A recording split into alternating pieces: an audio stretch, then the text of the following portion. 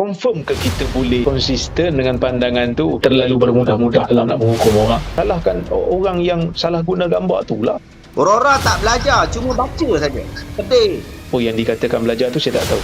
Kan, yang dikatakan sebagai pakar itu, pakar ini, bila kita tengok penulisan tak ada pun. Jurnal pun tak ada, tesis pun tak ada, menyelia pelajar pun tak ada. Salafi Wahabi ke tak Wahabi saya tak tahulah. Menjadi dayus apabila post gambar isteri di media sosial. Doktor pun ada post gambar raya bersama keluarga. Tanda dayus itu ialah bangga post gambar bini. Jadi bukan saya nak bangga diri, tak. Tapi cuma sekadar nak bagi tahu. Dayus tak dayus?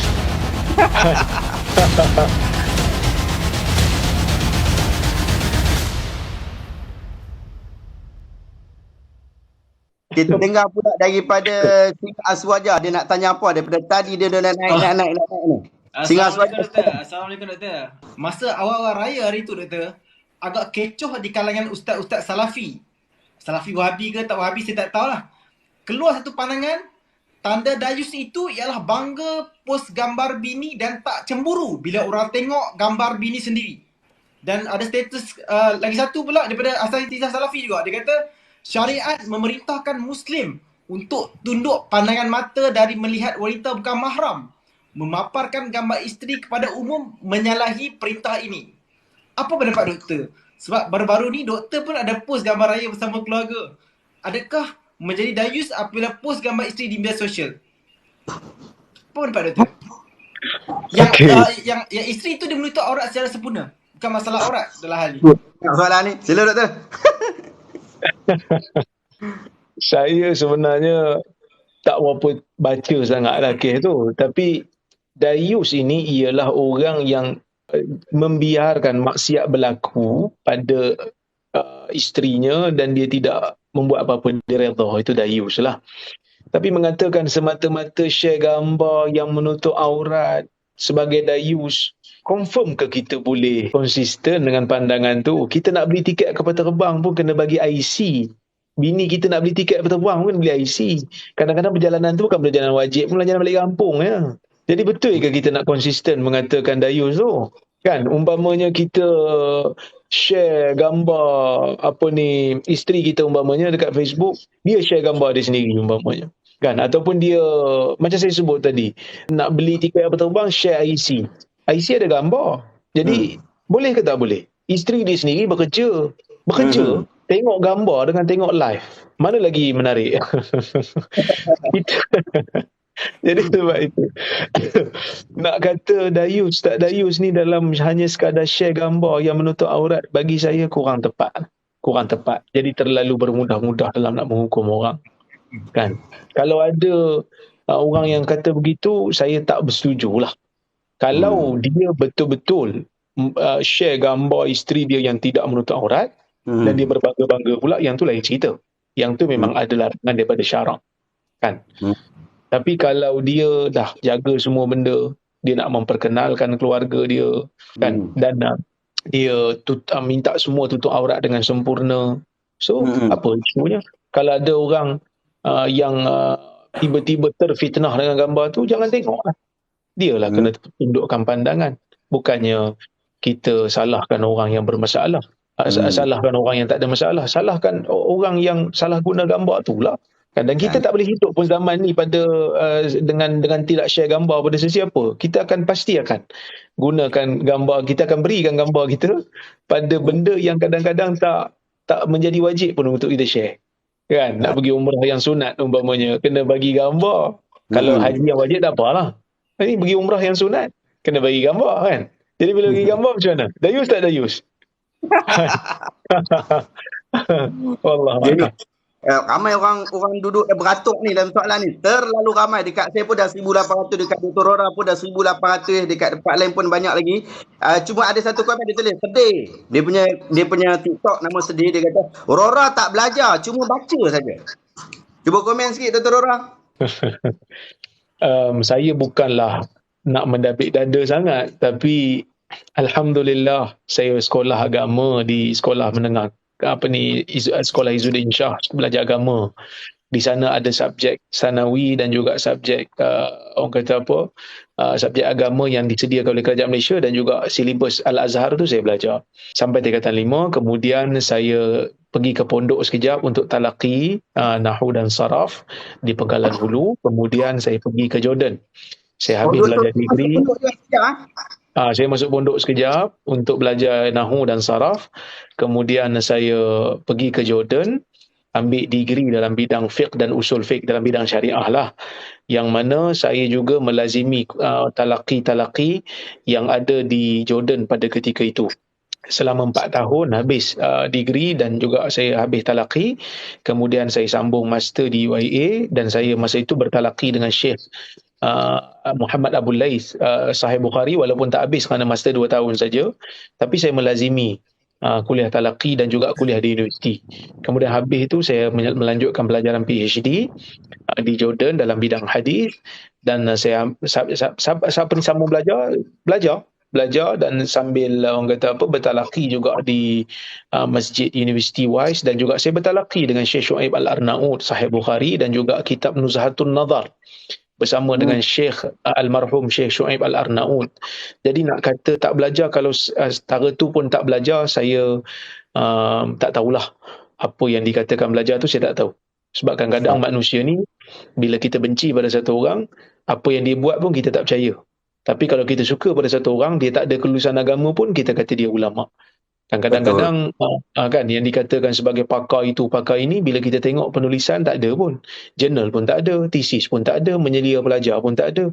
Jadi bukan saya nak bangga diri, tak. Tapi cuma sekadar nak bagi tahu. Saya balik, saya jadi pensyarah, saya menulis tesis, saya menulis jurnal.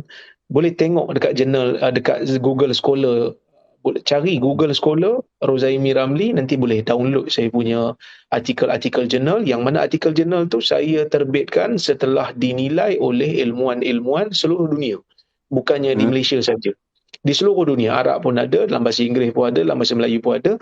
Dan saya telah menggraduasikan pelajar-pelajar master dan PhD. Pelajar PhD saya setakat ni yang dah graduate ada 2 orang. Kemudian yang master dah ada 5 orang yang telah graduate. Dan mereka ini dinilai oleh ilmuwan-ilmuwan yang diiktiraf di Malaysia. Jadi saya tak kata saya bagus, tak. Tapi setidak-tidaknya saya telah melalui proses tu. Mungkin ada orang kata, alah sijil bukannya ada apa pun. Ada orang pergi belajar, balik tak bawa sijil. Sebab apa? Gagal. Yang tu kita percaya. Yang ni pergi belajar, balik bawa sijil, kita kata kita tak percaya kat dia. Kita tak tahu nak letak di mana logika. Tak tahu kita nak letak, kita pening dah mikir. Orang yang tak ada lesen memandu, ambil exam lesen memandu, tak gagal, tak lulus. Kita kata dialah pemandu yang hebat. Tapi orang yang ada lesen memandu ni, kita kata tak, dia bukan pemandu yang bagus. Dia menipu dan sebagainya. Come on. Kita hidup dalam dunia ni, kan, bodoh sangat ke kita sampai tara tu, kan? Pastinya kita telah minum dugro yang cukup untuk menyebabkan sel-sel otak kita berhubung. Janji. Saya wajah dah lari tu Periuk Khari. Fadal. Assalamualaikum Ustaz dengan doktor. Doktor kata kena jelas bila pihak yang sebut pasal Wahabi yang kafirkan tu ataupun Wahabi ni sesat kan.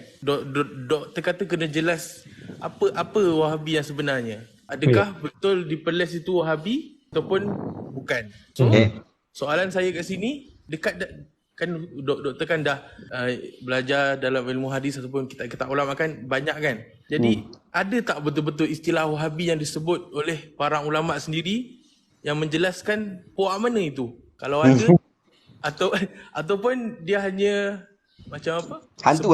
Untuk itu saja. Itulah. Ada tak yang dijelaskan secara Okey. Dia faham dah tu soalan tu. Mantap lah tu. Silakan doktor. Okay. Sebenarnya Naufal, terima kasih banyak. Wahabi ni adalah satu istilah yang baru muncul, iaitu apabila munculnya Muhammad bin Abdul Wahab di semenanjung Tanah Arab sana. Dan Muhammad bin Abdul Wahab ini dia lebih kepada gerakan politik dan agama, pemikiran agama, yang mana dia nak membersihkan Tanah Arab itu daripada khurafat, daripada syirik, daripada bid'ah yang berleluasa pada ketika itu. Jadi sesiapa yang mengikut ajaran dia, mengikut pemikiran dia, maka dia digelar Wahabi. Tapi di Malaysia ni, siapa saja yang tak sama dengan amalan masyarakat, walaupun tidak pernah membaca dan tidak pernah mengenal Muhammad bin Wahab, tetap dituduh sebagai Wahabi. Jadi sebab itu dekat Malaysia ni sebenarnya Wahabi ni adalah satu alat untuk menutup kesilapan dan kelemahan diri sendiri dengan menuduh orang lain sebagai Wahabi. Sehingga kan kadang-kadang ada orang yang menegur benda yang betul pun dituduh Wahabi. Dulu ada seorang budak dia tegur. Ada pelakon tu dia pakai gelang. Laki pakai gelang. So budak tu tegur jangan pakai gelang. Tiba-tiba kat komen bawah budak ni jadi Wahabi. Akhirnya semua benda yang kita tak puas hati kita akan tuduh orang tu Wahabi. Jadi benda ni tak sihat sebenarnya. Yalah orang yang tuduh Wahabi ni tengok yang dekat dalam komen-komen ni pun banyak jugalah dia kata Pak Wahab, Pak Wahab, Pak Wahab. Dia pun tak tahu sebenarnya Wahabi tu apa dia. Kan? Saya umpamanya saya tak pernah belajar dekat Saudi, saya tak pernah baca pun buku Muhammad Abdul Wahab ni, tak pernah mengajar pun buku Muhammad Abdul Wahab ni. Saya banyak baca buku Imam Nawawi, banyak buku Imam Syafi'i, Ibn Taimiyah ada sikit, kemudian saya baca buku Ibn Rajab Al-Hambali. Jadi tu kena juga Wahabi. Jadi saya pun jadi orang kata apa keliru.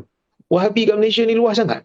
Luas sangat definisinya sampai bila kita tanya pada panel yang selalu cerita pasal Wahabi pun, dia pun orang kata apa tak berjaya menyatakan siapa Wahabi sebenarnya kat Malaysia. Kan kita saya sebut tadi tu, bila kita buka pentas besar-besar kita tanya Perlis ni Wahabi tak? Bila Salman tanya kan, setuju tak Perlis ni bukan Wahabi, otoriti agama Perlis bukan Wahabi? Mereka pun setuju. Maksudnya siapa-siapa yang menuduh ni kan, dia sebenarnya pun tak ikut pakar pemikiran Wahabi yang bercerita tentang bahaya Wahabi. Tetap juga mengatakan Perlis ni Wahabi, otoriti agama Wahabi. Sebenarnya bukan. Kami bukan Wahabi pun. Kami cuma nak ikut Nabi je. Kan? Dia kata, janganlah peganglah satu mazhab. Imam Nawawi pun pegang satu mazhab. Come on, baca kitab Majmu'. Imam Nawawi ada ikhtiarat dia. Imam Nawawi dalam masalah sertu babi, Imam Nawawi dalam kitab Majmu' mengatakan pandangan yang mengatakan tak perlu sertu babi ni, hanya perlu basuh macam biasa saja, yang perlu sentuh hanya anjing. Itulah pandangan yang orang kata apa, selari dengan dalil-dalil yang sahih. So Imam Nawawi lebih cenderung kepada babi ni tak perlu sertu, hanya perlu basuh macam najis biasa je. Jadi sebab itu kita kata, sebelum kita nak dakwa sesuatu, kita kena tahu dulu hakikat.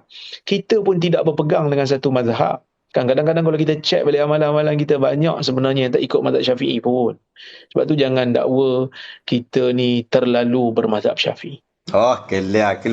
Naufal, terima kasih banyak Naufal soalan. Okay, Kejap Ustaz. Jadi mudahnya definisi Wahabi yang ulama telah jelaskan tu berbezalah dengan yang kat Malaysia kita ni. Pemikiran diorang macam tu. Betul. Jadi sebab Ustaz Syahabuddin tu dia Asy'ari tu belajar kat Mesir.